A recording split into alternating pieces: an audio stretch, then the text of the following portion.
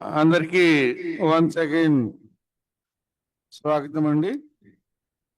ముఖ్యంగా ఈసారి మన ఈవీసీ గారి ఆదేశాల మేరకు 365 days ఖరీఫ్ ఆధారం చేసుకొని ఈ వర్షాధారం కింద 365 days అనేది ఎలాగా మనము కంటిన్యూ చేయొచ్చు, ముఖ్యంగా మంచి దిగుబడులు సాధిస్తూ మనం ఎలా చేయాలనేది, ముఖ్యంగా రాయలసీమ, ప్రకాశము, నెల్లూరులో కొన్ని ప్రాంతాలు ఈసారి హై రిస్క్,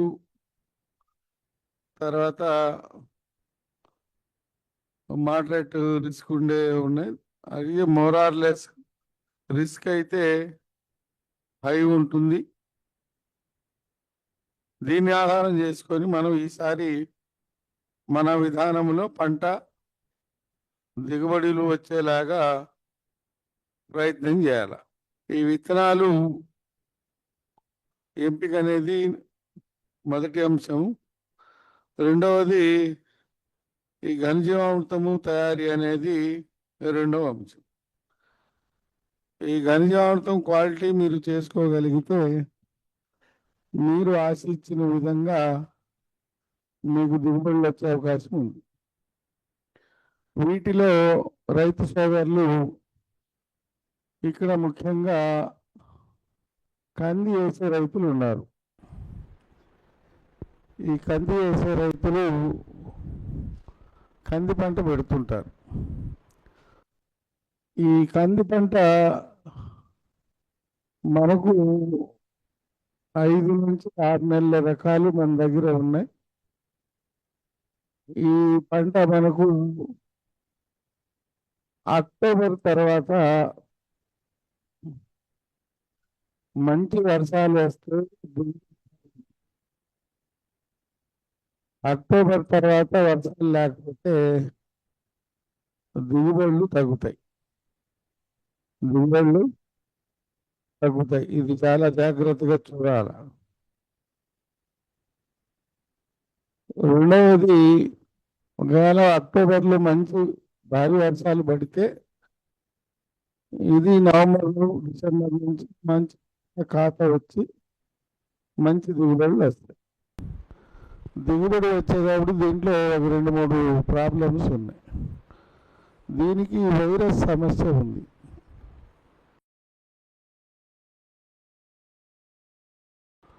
రెండవది పాడ్ ఫ్లై ఉంది. పాడ్ ఫ్లై అంటే కాయ ఈగ కాసినాక కాయ విత్తనంలో ఈగ గుడ్డు పెట్టి మనకు నష్టం చేస్తుంది. ఇంక మూడవది మనకు మామూలుగా పచ్చడి అనేది సహజంగా ఉంది. ఇవి ఎందుకు చెప్పాల్సి వస్తుంది ఇది అంటే, ఈ కంది అనుకున్నంత ఈజీగా వచ్చే పంట ఏం కాదు. అయితే మన విధానంలో, ఎన్ఎఫ్ విధానంలో మనం దీన్ని కూడా ఏ గ్రేడ్ చేసుకోగలిగితే, ఏ గ్రేడ్ అంటే కనీసం 5 ప్రధాన పంటలు మనం గాన కందిలో వేయగలిగితే మనకు కందిలో దిగుబడి వస్తుంది. ఈ 5 పంటలు ఏ పంటలు దీనికి సరిపోతాయనేది చూసుకోవాలి. మొదటిది దీంట్లో పల్సస్. ఇది 5 నుంచి 106 నెలలు కాబట్టి 150 నుంచి 180 రోజుల కోతకు వస్తుంది. ఇది మనకు స్పేసింగ్ 5x1 తేలిక నేలలు, 5x2 హెవీ సాయిల్స్. అంటే మంచి బలమైన నేలల్లో 5.2 వెళ్ళచ్చు. ఇంకా ఎక్కువ సారవంతమైన నేలలు ఉంటే మనము ఈ 6 అడుగులు 7 అడుగులు కూడా వెళ్ళచ్చు. ఎందుకంటే ఈ పంట నేల స్వభావాన్ని బట్టి చెట్టు బాగా బలంగా వస్తుంది. అయితే ఇక్కడ ఈ 5x1 కానీ 5x2 అని మనం అనుకుంటే, అంటే సాలుకు సాలుకు మధ్య 4 లైన్లు ఉంటాయి. అంటే ఇది 2 గ్రామ్ అనుకుంటే దీని మధ్యలో మనకు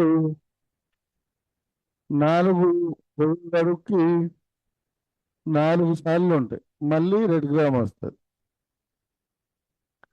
అంటే ఇది ఒక అడుగు, ఇది ఒక అడుగు, ఇది ఒక అడుగు, ఇది ఒక అడుగు, ఇది ఒక అడుగు, అంటే 5 అడుగులు.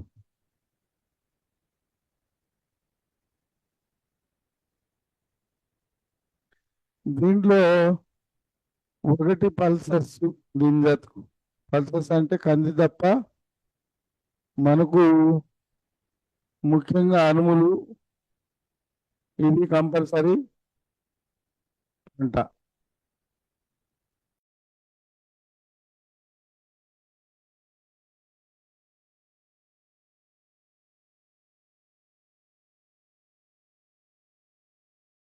అంటే 60 నుంచి 90 రోజులకు వచ్చే పల్సర్స్ లో మనకు గ్రీన్ గ్రామ్ ఒకటి,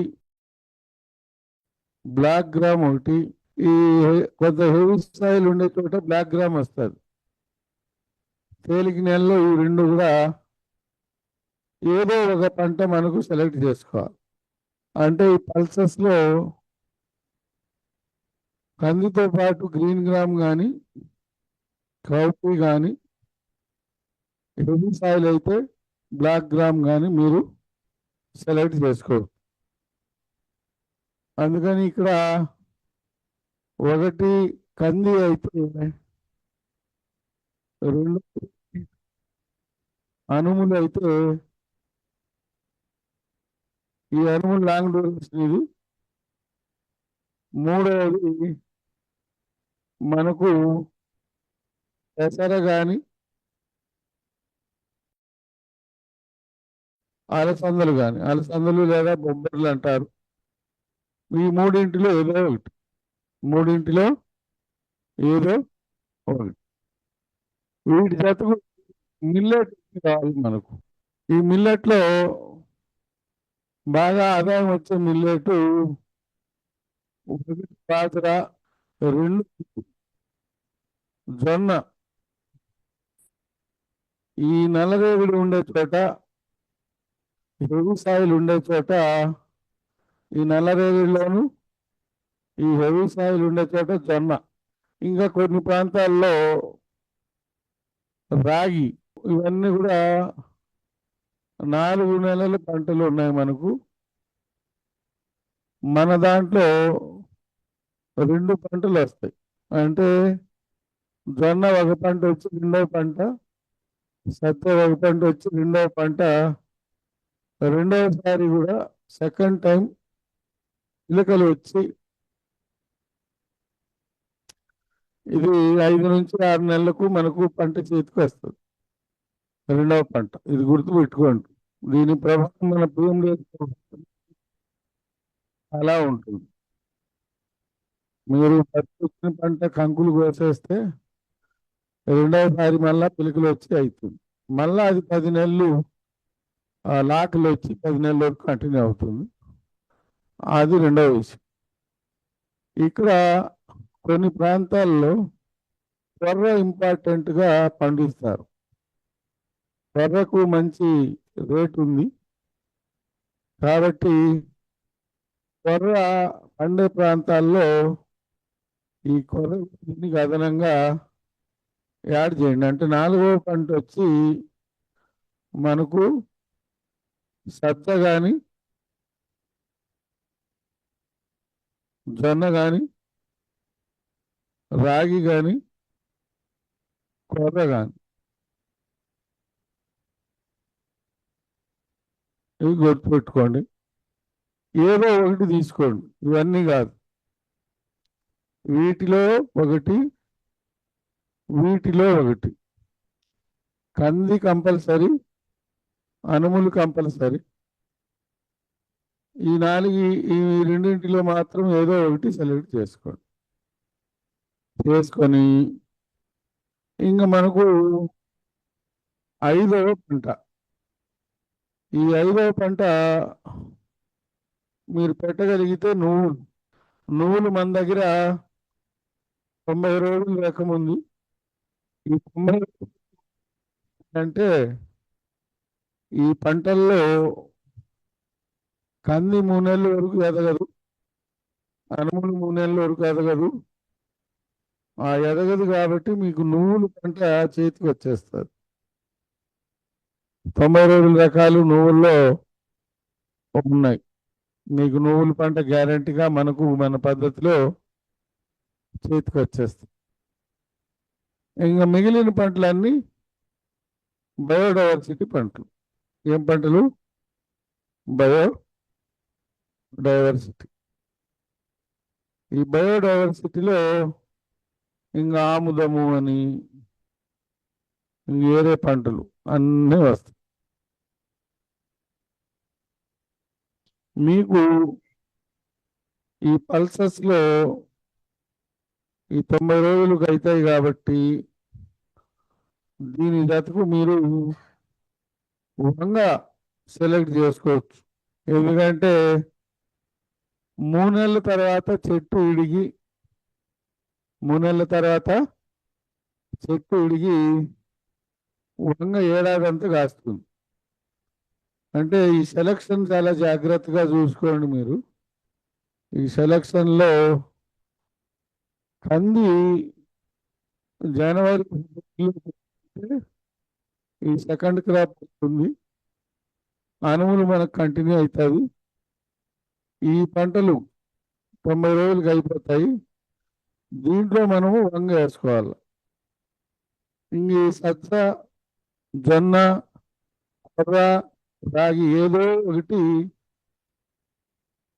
వీటిలో ఈ వంగ ప్లస్ ఇది ప్లస్ ఇది, ఈ 3 విత్తనాలు ప్లస్ ఈ నువ్వులు, ఇవి ఈ 4 మిక్స్ చేసుకోవాలి మనం. మిక్స్ చేసి పెలటైజేషన్ చేసుకొని మీరు వెళ్ళగలిగితే మీకు ఒకసారి సోయింగ్ చేసి 25 రోజుల కల్టివేషన్ చేయండి. 25 రోజుల ఇంటర్ కల్టివేషన్ చేయండి. 15 నుంచి 25 రోజుల మధ్యలో చేయండి. ఈ వయసును బట్టి ద్రవజీ 100 లీటర్ల నీటికి 5 లీటర్ల, 10, 15, 20, 25 అనేది మీకు తెలుస్తుంది. ఆ మోతాదులో మీరు ద్రవజామృతం స్ప్రే చేయడము గుర్తుపెట్టుకోండి. ఈ డ్రై స్పెల్ గాన వస్తే మీరు 15 రోజులు ఒకసారి స్ప్రే చేయగలిగితే ఈ పంటలంతా కూడా ఈ వర్షాభావ పరిస్థితికి ఇవి నిలదొక్కుని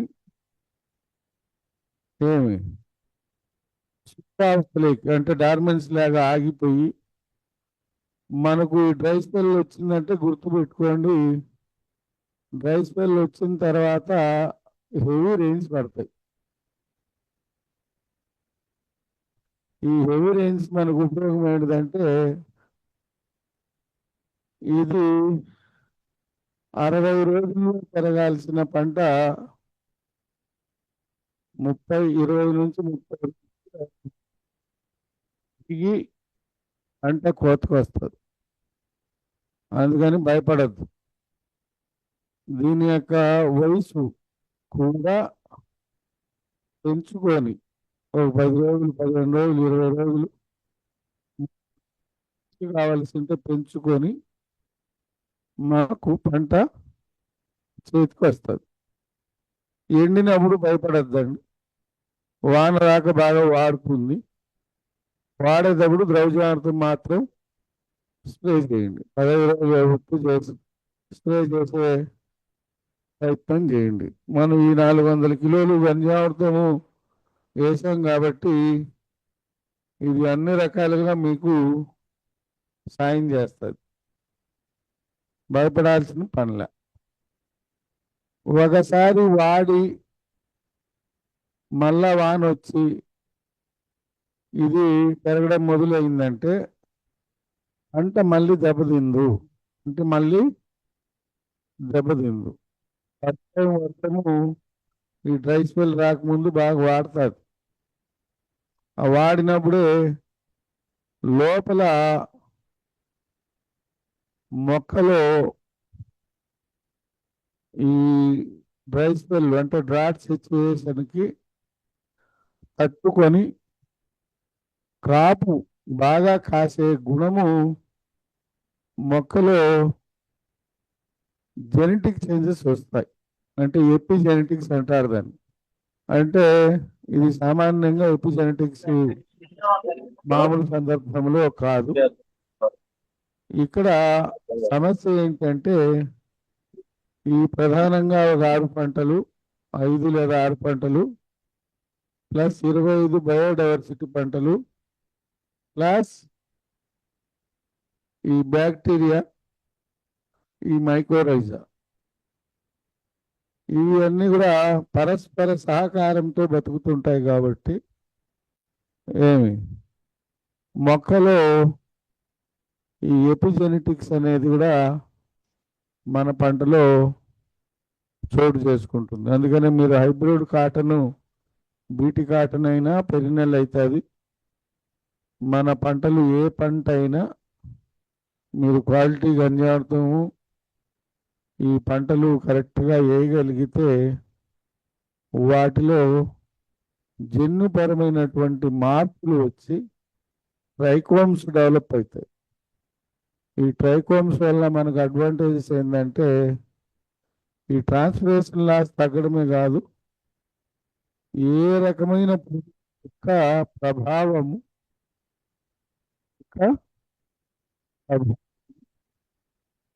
మీదికి ఉండదు. ఎందుకు ఈ మధ్య కాలంలో మనం అది కూడా మన ఫైండింగ్స్లో మనం ఏమంటారు, అది ఉదయం కూడా మాట్లాడుకున్నాం. మనం ఏమంటారు, 11%, 12%, అప్ టు 27% మనకు బ్రిక్స్ వాల్యూ. ఈ బ్రిక్స్ వాల్యూ 11, 12 ఇట్లా 27 గాన పెరిగితే మనకు ఏ పంటకైనా ఆ పంట మీద ఆశించే కీటకాలు, బ్యాక్టీరియా, వైరస్ అవన్నీ కూడా మనకు తగ్గుముఖం పడుతుందని ఈ బ్రిక్స్ వాల్యూ మీద మీకు సారు ఈవీసీ గారు చాలాసార్లు చెప్పిండారు. ఒకవైపు ట్రైకోమ్స్, ఇంకొక వైపు ఈ బ్రిక్స్ వాల్యూ పెరుగుతాయి. ఇది చాలా మందికి అర్థం కాక ద్రవజామృతం తప్ప నానా రకాలు స్ప్రే చేస్తున్నారు. ఆ కోడిగుడ్ల దగ్గర నుంచి వీళ్ళు చల్లని వంటలు లేవు. ప్రపంచంలో ఏమి దొరికితే అది తీసుకుని ముందే రైతు కష్టాల్లో ఉన్నాడు. ఈ మాత్రం పేడ ఏమి 10 కేజీలు పేడ 100 లీటర్ల నీటిలో ద్రవజామృతం చేయడానికి అగసాట్లు పడతా అంటే రకరకాలు చేసిపోయి చేస్తా ఉన్నారు. దయచేసి రైతుల్ని మీ ఉత్సాహంతో ఇబ్బంది పెట్టద్దండి. చాలా మంది రైతు సోదరులు ఏమంటారంటే ఈ న్యాచురల్ ఫార్మింగ్ మంచిదే సార్, కష్టం ఎక్కువ అంటారు. కష్టం ఎక్కువ అంటే ఈ అస్త్రాలు రకరకాలు ఉన్నాయి మనకు. ట్రాప్స్ దగ్గర నుంచి ప్లేట్స్ దగ్గర నుంచి అన్నీ ఉన్నాయి. ఆల్రెడీ మన దగ్గర ట్రైకోమ్స్, బ్రిక్స్ వాల్యూ, పైగా అంతకు మించితే ఈ 25 రకాలు ఇవన్నీ పంట మనకు వాటికి తిండిగా ఉపయోగపడుతుంది. మనకు ఒక లెక్క ఏముందంటే మొక్కలో 40% 40% అంటే ఆకు తీసేసిన దిగుబడిలో తేడా రాదు అని ఒక లెక్క ఉంది. అంటే మొక్క ఎక్స్ట్రా ఆహారము తయారు చేస్తుంది. దయచేసి చీటికి మాటికి ఆయుధాలు వాడకండి. బ్రహ్మాస్త్రము, అగ్నేస్త్రము ఇట్లా పేర్లు పెడితే చాలా చాలా ఉన్నాయి, అన్ని కాస్ట్లీ. ఏమి దయచేసి పేడ, బెల్లం, మూత్రం ఏమి శనగపిండితో పోతుంది. మొక్క గుణాన్ని పెంచుకునేది మీరు తుఫాన్లో కూడా మన వరి పొలము వంగలేదు. చూడండి, విచిత్రం ఏంటిదంటే నిలబడి ఉంది. సైటోప్లాజం 75% ఉంది. ఇవన్నీ చూసినా కూడా మేము ఆయుధాలు వాడతామంటే ఏమి శ్రమ పెరుగుతుంది. కందిలో మనకు ఇవన్నీ మంచి బ్రహ్మాండమైన పంటలు వచ్చి డబ్బులు వచ్చే పంటలే. ఏమి కంది మేకు 2 పంటలు వస్తుంది. కంది మేకు 2 పంటలు వస్తుంది. అనుములు దగ్గర దగ్గర 8 నెలలు కాస్తుంది. ఈ పంట మనకు 60 నుంచి 90 రోజులు అయిపోతాయి. కాబట్టి ఇవి కాయలు పెరుక్కుంటే మల్స్గా అవుతాయి. ఇక్కడ ఈ మిల్లెట్స్లో సజ్జ, జొన్న మీకు ఏడాదంతా ఉంటుంది. రాగి, కొర్ర మీరు పదులు గడ్డిగా వాడుకోవచ్చు. లేదా ఇవి కూడా మీరు పశువుల మేతగా వాడుకుంటే మీరు ఇక్కడ ఈ వంగ జతకు మీరు చలికాలం పంటలు వేసుకోవచ్చు. చలికాలం పంటలు ఏమి అక్టోబర్, నవంబర్లో అంటే మళ్ళీ మీరు నువ్వులు వేయచ్చు, బఠానీ వేయచ్చు, శనగలు వేయచ్చు, టమాటా కూడా వేయచ్చు. మీరు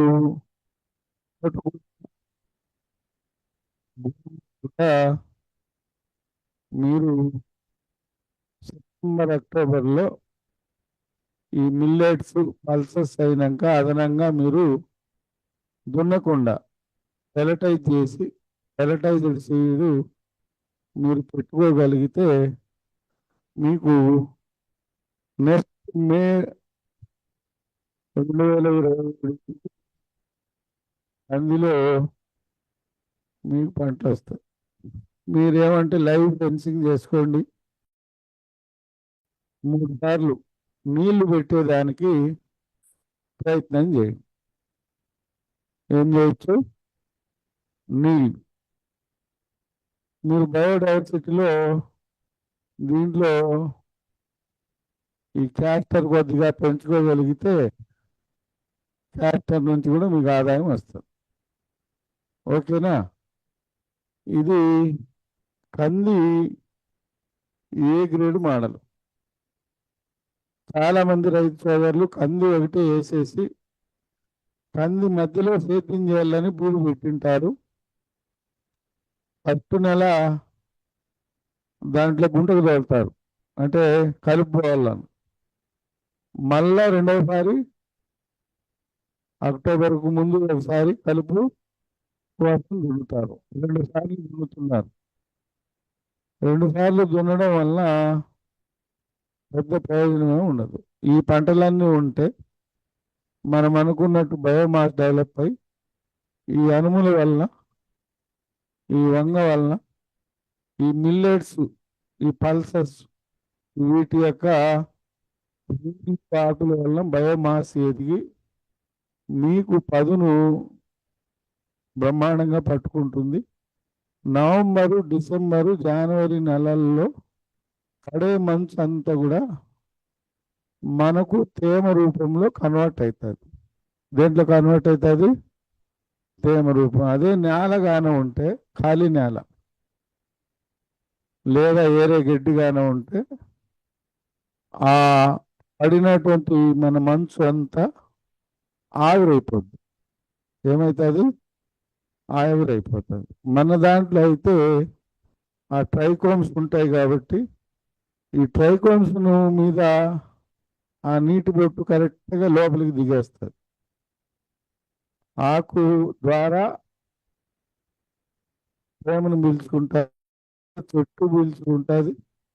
నేల మీద పడిన మంచు మొత్తం కూడా ఈ రాలిన ఆకులు మల్చి రూపంలో ఉంటుంది కాబట్టి మీకు డిసెంబరు, జనవరి, నవంబర్లో ఉండే మంచు మొత్తం మనకు పదునులోకి కన్వర్ట్ అవుతుంది.